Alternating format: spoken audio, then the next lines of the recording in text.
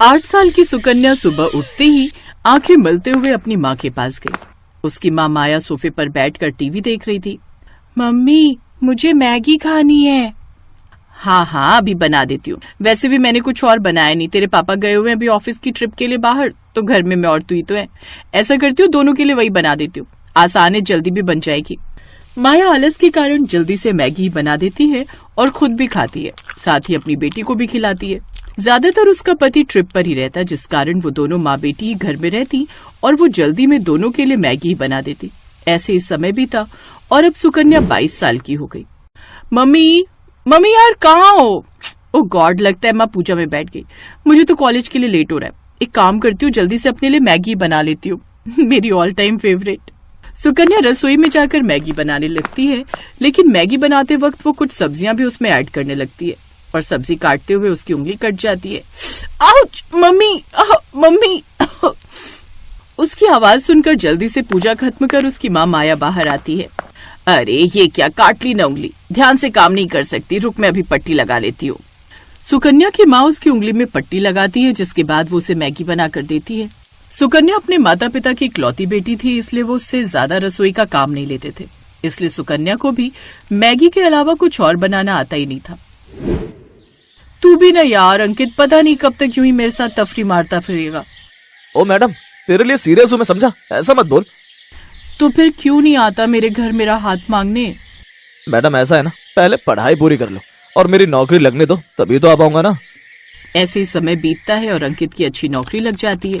वो मैगी बनाने वाली कंपनी में मैनेजर की पोस्ट पर लग जाता है। फिर वो अपने घर पर अंकिता के बारे में बात करता है और दोनों के परिवार वाले आपस में मिलते हैं। देखिए बहन जी, ये मेरी इकलौती बेटी है, बड़े ही प्यार से पाला है मैंने इसे, तो इसका अच्छे से ध्यान रखिएगा। आप चिंता मत कीजिए बहन जी, हम बहू नहीं बेटी ले जा रहे हैं। कुछ महीने बाद उन दोनों की शादी हो जाती है। एक दिन, बहू जल्दी से मेरे लिए चाय बना दे, रोज तो अपने हाथों की पीती थी, आज से बहू के हाथों की पी लेती हूँ। जी माँ जी, मैं बस अभी बना कर लाई। सुकन्या जल्दी से रसोई में जाती है और चाय बना कर ले आती है। पीकर बताइए ना माँ जी कैसी बनी है। अरे रुक तो जा, गरम गरम पी लूं क्या, बहू है तू मेरी, ऑर्डर ना कर। सच ही कहते हैं लोग, ये सास तो सास ही होती है। आय हाय बहू, ये चाय बनाई है या काढ़ा, इतनी पत्ती कौन डालता है इसमें, इसे पीकर तो सर दर्द और बढ़ गया मेरा। तेरी माँ ने तुझे चाय बनाना भी नहीं सिखाया क्या? वो माँ जी मैंने पहली बार बनाई है ना, इसलिए। कोई बात नहीं, मैं सीख जाऊंगी। उफ, पता नहीं क्या होगा आजकल की लड़कियों का, बताओ चाय तक बनानी नहीं आती। ओ मैडम, तू उसे क्या बोल रही है, तुझे खुद कौन सी आती है? ये सुनकर सुकन्या मुस्कुराने लगती है और ननद पैर पटक कर अंदर कमरे में चली जाती है। कुछ देर बाद सुकन्या सबके लिए नाश्ता बना कर ले आती है। वो सभी खाने की टेबल पर बैठते हैं तो सामने मैगी देख हैरान रह जाते हैं। बहू ये क्या है? सॉरी माँ जी, वो मुझे खाना। वही तो पूछ रही हूँ, तुझे कैसे पता चला कि हम सबको खाने में मैगी पसंद है? जानती है कोई दिन ऐसा नहीं होता जिस दिन हम मैगी ना खाएं, लेकिन मुझे सब्जियों वाली मैगी पसंद है और मुझे स्पाइसी वाली।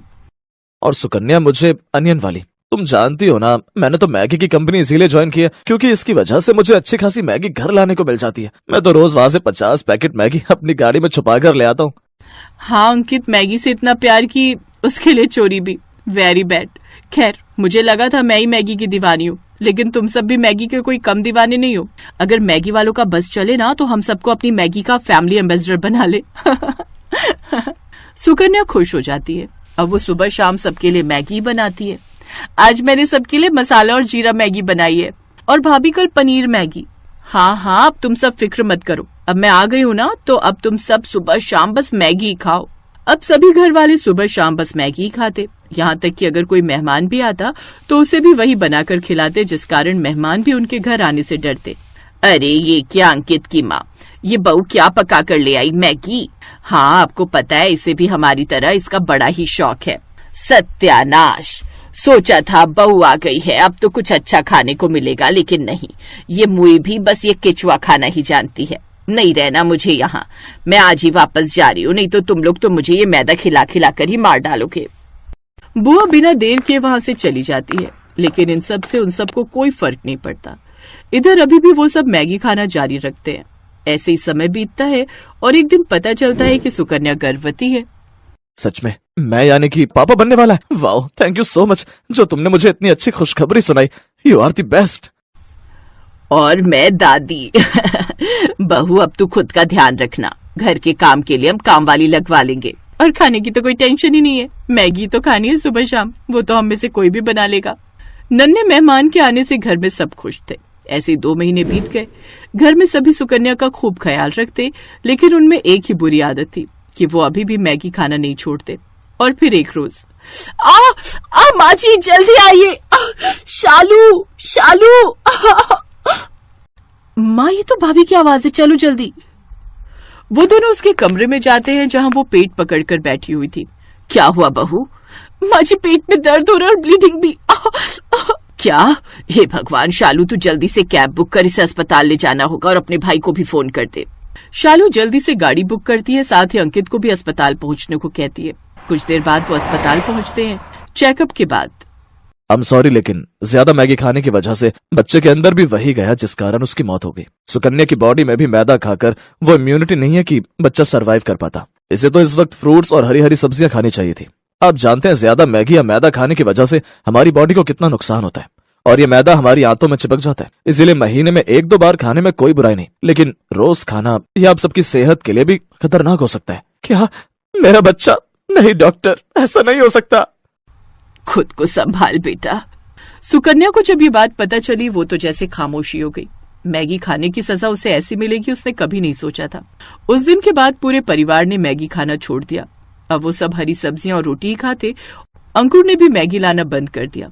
ऐसे ही कुछ महीने बीत गए और अब सुकन्या फिर से प्रेग्नेंट हुई, लेकिन इस बार वो कोई रिस्क नहीं लेना चाहती थी, इसलिए उसने खुद का अच्छे से ध्यान रखा। साथ ही ससुराल वालों ने भी उसका खूब ध्यान रखा और हेल्दी चीजें खाने का नतीजा ये हुआ कि उसने एक साथ 2 जुड़वा बेटा बेटी को जन्म दिया। अब उनका परिवार पूरा हुआ और अब वो सब साथ में खुशी खुशी रहने लगे।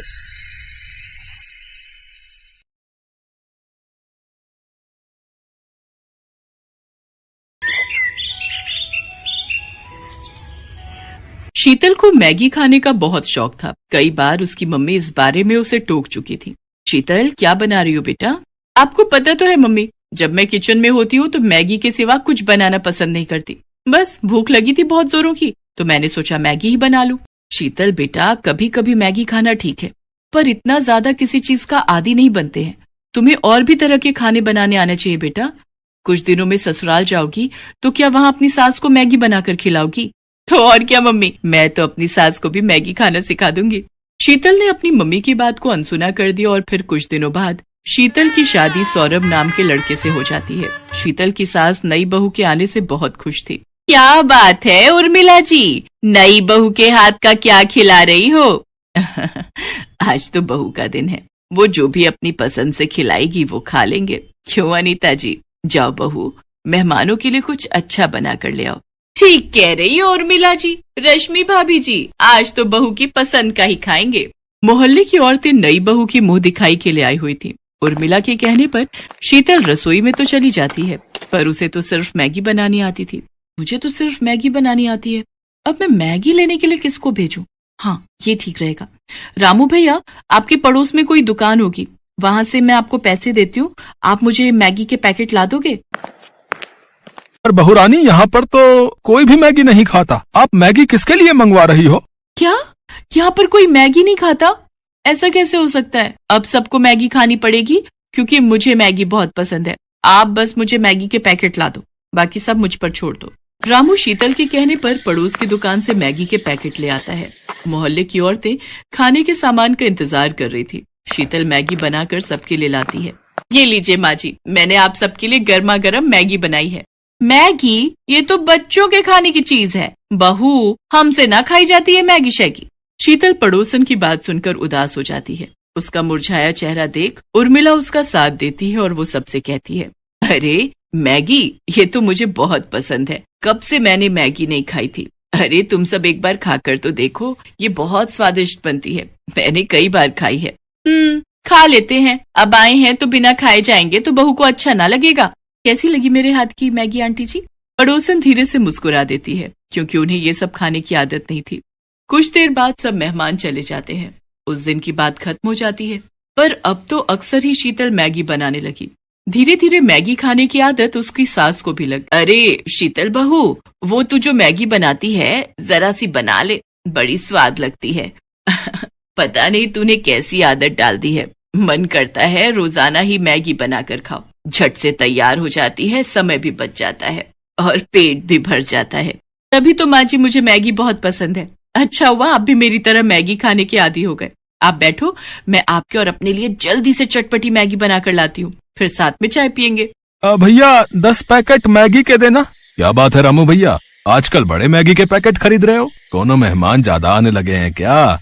अरे नहीं भीमा भैया, शीतल बहू रानी और माँ जी दोनों ही मैगी बड़े शौक से खावत हैं। चलो अच्छा है, हमार बिक्री भी ज्यादा हो जात है, हमार तो ग्राहक बने रहे, हमें और क्या चाहिए। उर्मिला और शीतल की मैगी खाने की आदत दिन पर दिन बढ़ती जा रही थी और ये देखकर सौरभ और उसके पापा भी गुस्सा करने लगे। पापा, इन दोनों की मैगी खाने की आदत कितनी बढ़ गई है। क्या करें बेटा, दोनों ही नहीं समझती हैं। जब देखो तब घर में मैगी बनती रहती है, बस हो गया।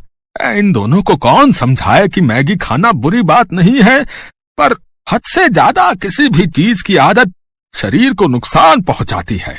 पापा, माँ जी के पेट में बहुत तेज दर्द हो रहा है। क्या उर्मिला, क्या हुआ? अभी कुछ देर पहले तो तुम ठीक थी। पापा चिंता मत करो, मम्मी को मैं डॉक्टर के पास ले जाता हूँ। सौरभ अपनी मम्मी को डॉक्टर के पास ले जाता है। आपकी माताजी ने आज सुबह क्या खाया था? डॉक्टर, मैंने मैगी खाई थी। अच्छा, एक बार अल्ट्रासाउंड करना पड़ेगा, तभी पता चल सकता है कि क्या परेशानी है। बाकी मैं ये दर्द की दवाइयां दे रहा हूँ, आप इसे ले लेना, इससे आराम आ जाएगा। फिर अल्ट्रासाउंड की रिपोर्ट के बाद ही हम आगे का इलाज शुरू करेंगे। डॉक्टर उर्मिला को दर्द की दवाई दे देता है। अगले दिन उर्मिला की अल्ट्रासाउंड की रिपोर्ट आती है, जिसमें पता चलता है कि उर्मिला का लीवर बढ़ गया है और उसमें सूजन है, जिसका मुख्य कारण मैदे का ज्यादा सेवन है।